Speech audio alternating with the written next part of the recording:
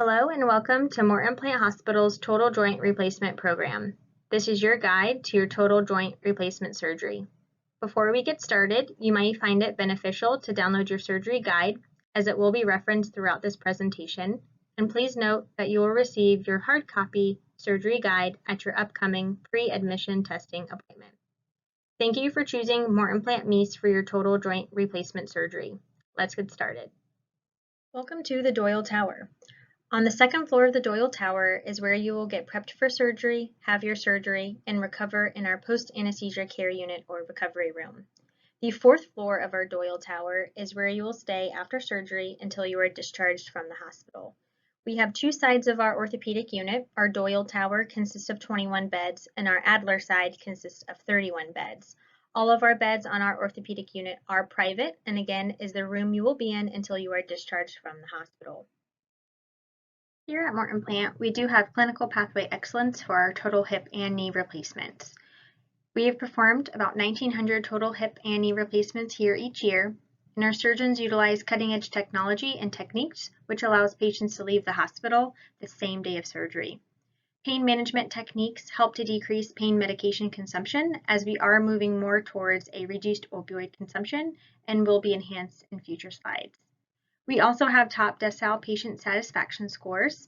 Majority of our patients who do have surgery here have a good overall experience and stay. We are a tobacco-free campus here at Morton Plant, and we are promoting a healthy lifestyle. Please, no smoking on campus, and our surgeons do recommend that if you are an active smoker, please try to quit prior to surgery. As you prepare for your surgery, it will be beneficial to have your total hip and knee replacement book with you to follow along during this video presentation. You will receive your book at your pre-admission testing appointment, and we also have a downloadable PDF version on our baycare.org website that is specific to Morton Plant Hospital. No surgical procedure can take place without us first taking a good look at your overall health. Most patients will need to see their primary care physician prior to surgery to obtain medical clearance. Everyone will need to come into the hospital for their pre-admission testing appointment, and you'll be meeting with one of our pre-op testing nurses to go over healthcare directives, medications, instructions, as well as complete testing such as blood work, EKG, MRSA, MESA nasal swabs, and provide your Dynahex cleanse for you. Per our anesthesia guidelines, there are certain medications that may need to be stopped prior to surgery. Typically, vitamins and supplements need to be stopped 2 weeks prior to surgery, and all non-steroidal anti-inflammatory medications and aspirin need to be stopped about 1 week prior to surgery. NSAIDs include ibuprofen, Motrin, Aleve, and naproxen. However, if your surgeon has prescribed Celebrex for you, you may take that as instructed up until the day of surgery. Also, if you are on a specialty blood thinner such as Coumadin or warfarin, Xarelto, Eliquis, Brilinta, or Plavix, you will receive special instructions on when to stop your specialty blood thinner. We do prefer that all blood work is completed at least 3 weeks prior to surgery, and if it has already been completed, you will not need to repeat testing here. The nurse working with you will request these records to be sent here to the hospital so we can have them prior to surgery to ensure that all testing is done and everything looks okay. The hospital will also have you come back in to have your COVID-19 nasopharyngeal swab completed 3 days prior to surgery. So we do ask to please expect 2 visits here at the hospital prior to surgery with our pre-admission testing department. Please call your surgeon immediately if you have any medical condition changes prior to surgery. If you have a new skin wound or rash or abrasion, difficulty urinating, or tooth issues such as a tooth infection. Our surgeons want to ensure that you're at your most optimal health prior to surgery, so please communicate any changes with them and they can guide you further on any concerns. We wanted to share with you what we are doing here at Morton Plant Hospital to prevent the spread of COVID-19. All patients coming in for elective surgery are required to have a COVID-19 nasal swab completed. Any positive results will need to be postponed to have surgery at a later date. Please note that once your COVID-19 test is completed, we ask that you self-isolate and only associate yourself with those of your immediate household. Our staff members are required to wear a mask at all times and will be wearing a mask and goggles while they are caring for you. At this time, we are allowing visitors. You will be allowed to have one visitor with you preoperatively, and they will be allowed to visit you again after surgery once you are out of the recovery room and spend time with you until you are discharged. As you prepare for your surgery, we would also like you to prepare your home. Page 22 of your book has other examples. For example, we would like for you to remove tripping hazards such as throw rugs, loose cords, any clutter. Meal preparation, so going to the grocery store, doing some meal preparation or easy to make meals. Moving frequently used items to countertop or waist level so they're at more height friendly. Then what to bring to the hospital. Page 23 of your book does have an example of this. We do provide all toiletries for you, even a hospital gown and socks. However, if you'd like to bring your own clothing, that is welcomed and allowed. Appropriate clothing is loose fitting, such as elastic waistbands, nothing too tight or binding around your hip or knee incision area. Electronic devices such as your cell phone, iPad, tablet, glasses, contacts, dentures, hearing aids, CPAP or a BiPAP machine are welcome as well. Please do not bring to the hospital any jewelry or valuables, and also no home medications. The only home medications you will be allowed to bring in are eye drops and inhalers. Your hospital stay. We want to keep you safe during your hospital stay here with us. We'll be asking you to frequently state your name and date of birth and compare what you tell us with your patient identification wristband. We also want to prevent infection and do ask that all staff members wash their hands prior to entering your room as well as upon exiting. Our surgeons generally order 1 dose of an IV antibiotic to be given to you preoperatively as well. Your surgeon will also be confirming your correct surgical site, as we like to ensure the right procedure is being completed on the correct patient at the correct surgical site. And your surgical side will be marked with a yes by your surgeon confirming that. The day before surgery, you will receive a phone call from the hospital letting you know of your arrival time. And typically that phone call will be placed between 2 and 7 p.m. the day before surgery. If you are a Monday surgery, please expect your phone call Friday afternoon between 2 and 7 p.m. During this phone call, they will be instructing you on instructions on when to stop eating and drinking before surgery. And we'll also remind you that if you have certain medications that are safe to take the morning of surgery, they will have you take those with a small sip of water when you first wake up the day of surgery. If you do not answer their phone call, they will leave you a good callback number to ensure that you are aware of your arrival time, as they do like to make sure you have confirmation of this. When you arrive to the hospital the day of surgery, you will be escorted to our pre-op check-in holding area, which is on the 2nd floor of the Doyle Tower. There you will get prepped for surgery and meet with your pre-op nurse. They will have you get into your hospital gown and put an IV in you. Hopefully that will be your only IV during your hospital stay, since you will be here for such a short duration of time. They will give you some pre-op medications that your surgeon has ordered and pack up any of belongings that you may have brought into the hospital and securely lock them up during surgery. You will also meet with your surgeon to discuss your surgical procedure and to mark your surgical site, as well as with our anesthesia team to discuss the type of anesthesia recommended for surgery and discuss a nerve block if that will be used for your operative procedure. Most patients having a total knee replacement do receive a type of nerve block, and this is to assist with pain control after surgery and is in addition to the anesthesia that is given to you to help you go to sleep for your procedure. Nerve blocks typically last for about 24 to 36 hours and again is designed for pain control after surgery. While you get prepped for surgery, your nurse will also take a set of vital signs: blood pressure, heart rate, respiratory rate, and temperature. And typically the pre-op process can take anywhere from 2 to 2.5 hours. Once your surgeon is ready for you, you will be brought back to your operating room to have your total hip or knee replacement done.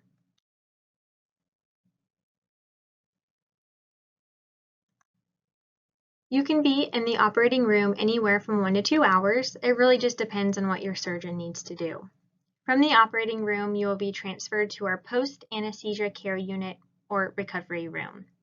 There you will meet with your PACU or recovery room nurse, where they will complete frequent monitoring of your vital signs. Again, blood pressure, heart rate, respiratory rate, and temperature, as well as monitoring your heart rate and rhythm.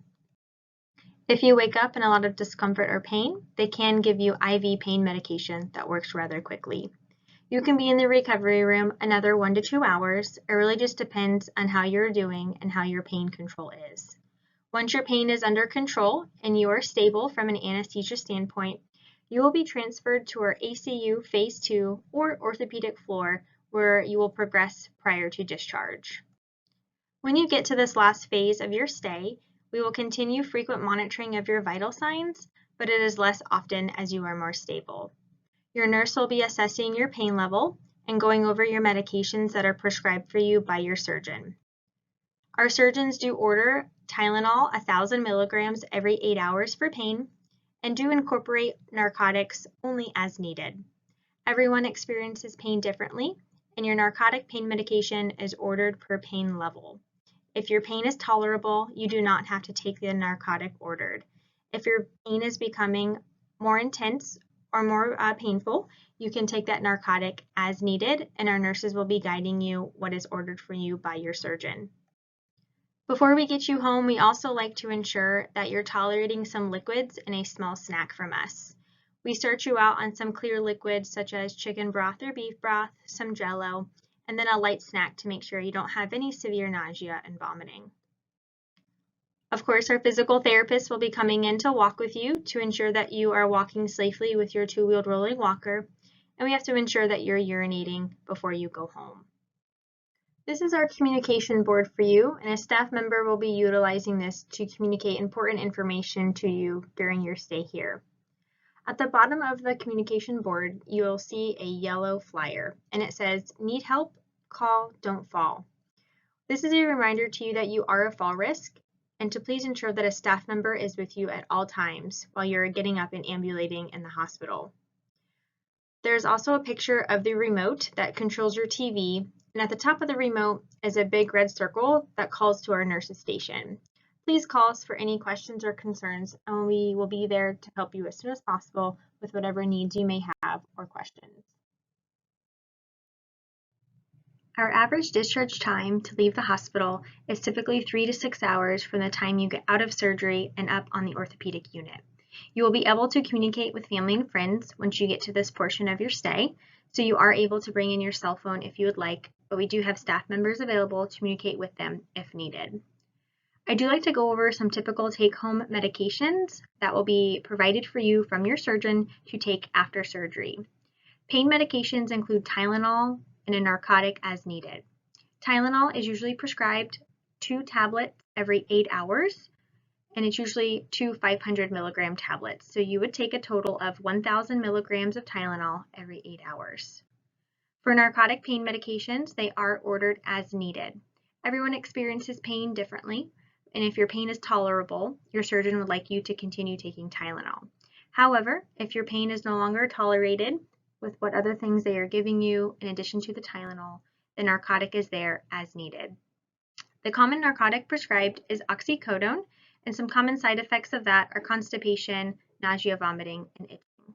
So I do recommend that you take your narcotic with food or after a meal. Stool softener laxatives will also be prescribed.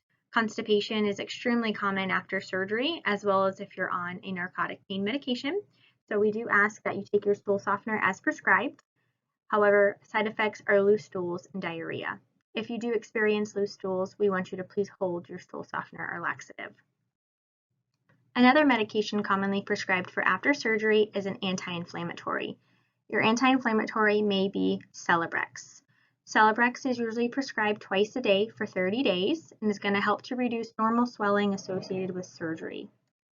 One common side effect of Celebrex is upset stomach, so I do recommend to take that with food or after a meal as well. The last medication that is commonly prescribed is a blood thinner. An 81 milligram baby aspirin is our most commonly prescribed by our surgeon and is prescribed to help protect you against blood clots. It is taken twice a day and generally starts the night of surgery, so the night you get home you would take one, and then the following day you would start your twice a day regimen until you are finished with your prescription. As a side effect, aspirin, you do have a risk for bleeding and also upset stomach, so please take that with food or after a meal. We also would like you to please refer to your medication side effect sheet located in your book to help answer any other questions and to become more familiar with these medications that may be prescribed for you. This is our orthopedic discharge card. This card will be provided to you before discharge. It has your name, your surgeon's name, what type of surgery you had, what day, and where the surgery was performed at. This is to help to show providers in the ER that you just recently had surgery. We do try to prevent readmissions after surgery, and we want you to stay home if we can help it. However, we do understand that life does happen and sometimes an emergency may occur. If you do need to come back to an ER after surgery, once you are home, please show this card to your ER physician so they can notify your orthopedic surgeon that you may need to be readmitted to the hospital. Please know that not everything is an ER visit or warrants an ER visit. For example, pain concerns, infection concerns, wound concerns, please notify your surgeon's office first.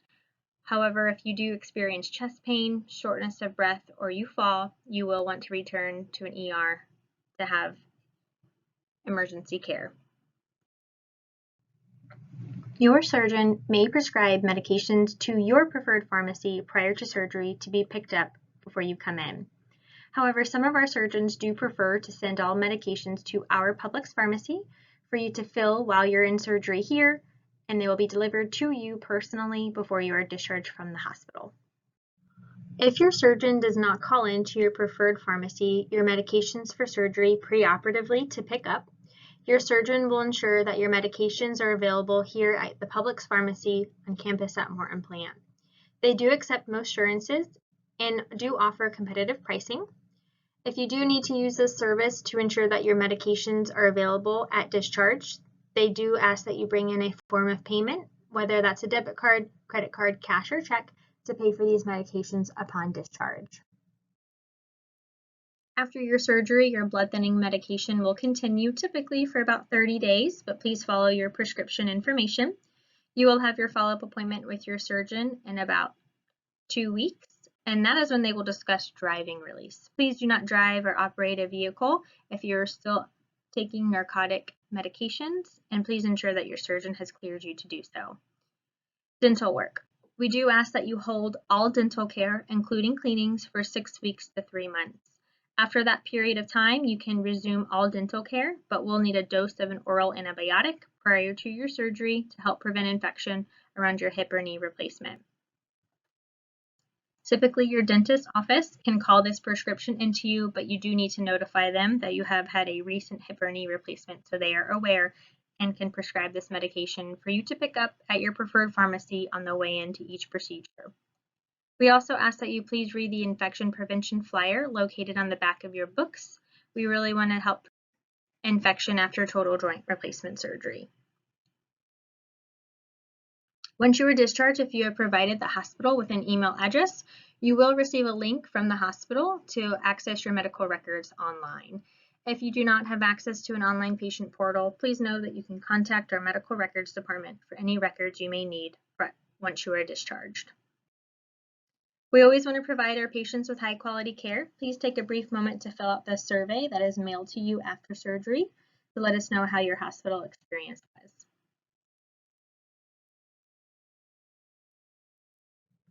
If you are to receive home health care after surgery, they are typically notified preoperatively of your surgical date to plan for your arrival home the same day of surgery.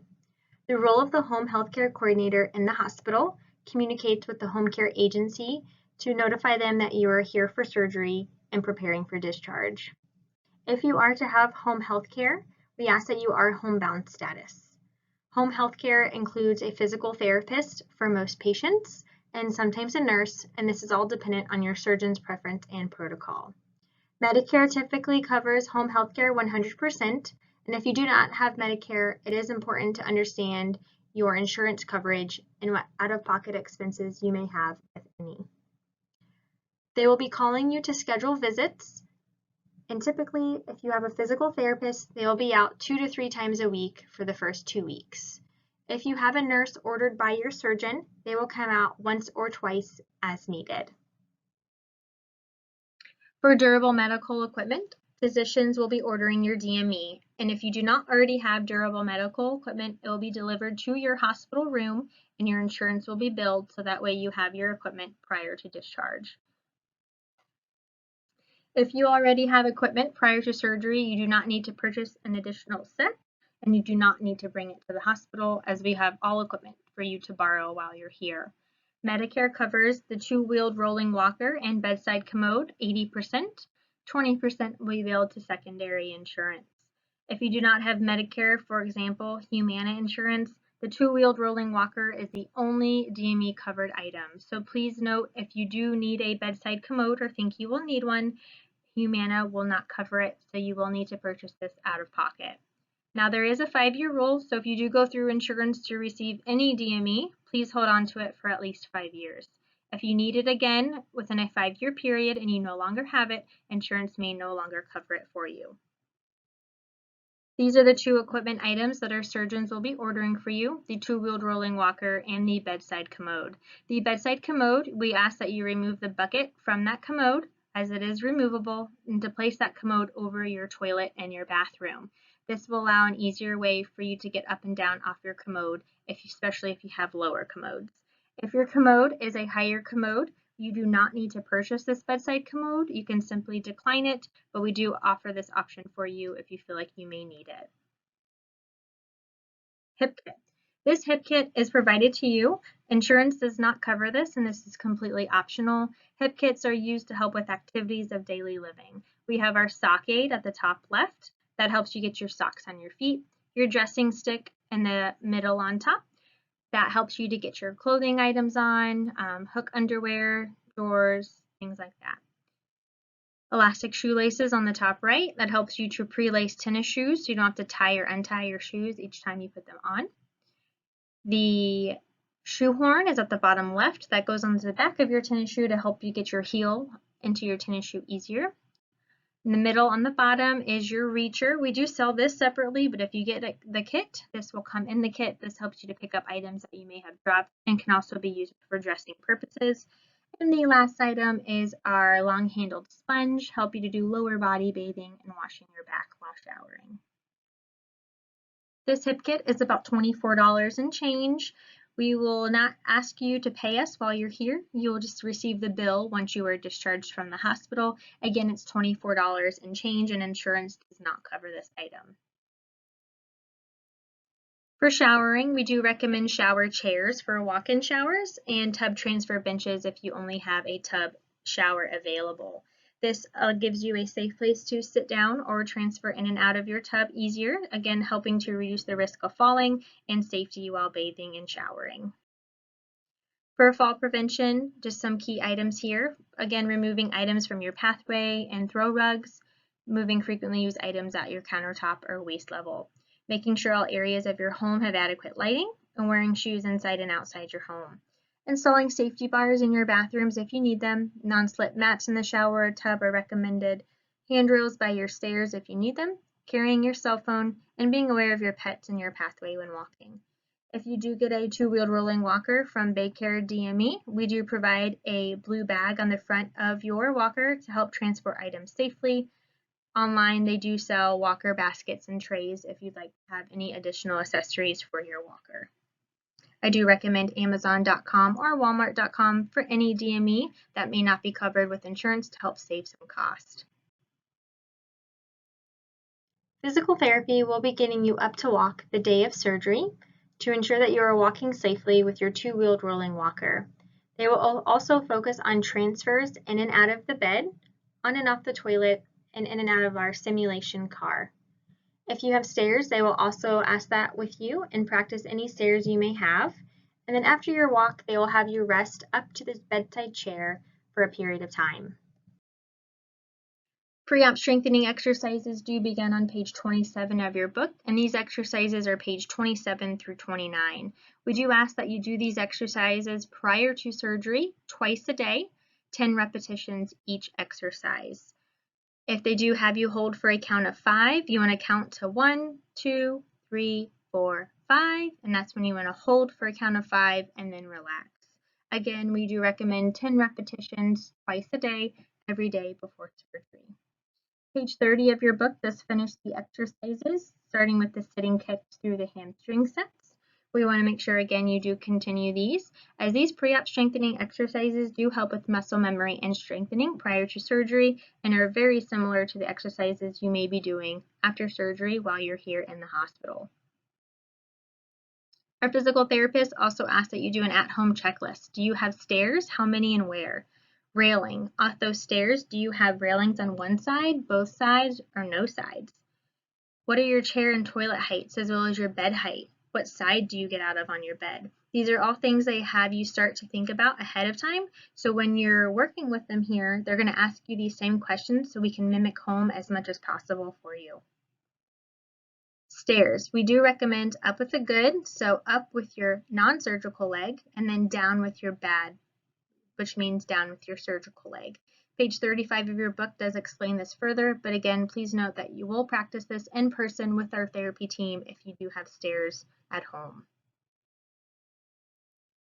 For car transfers, we do have a car simulator, and page 36 of your book does show an example of how to get in and out of a car. We do recommend that you also note your car height, that you know the car that you're going to be going home in. We can adjust our car simulator to the height of your vehicle to ensure that you are safe transferring in and out of that vehicle. Our goal is to get you home safely the day of surgery.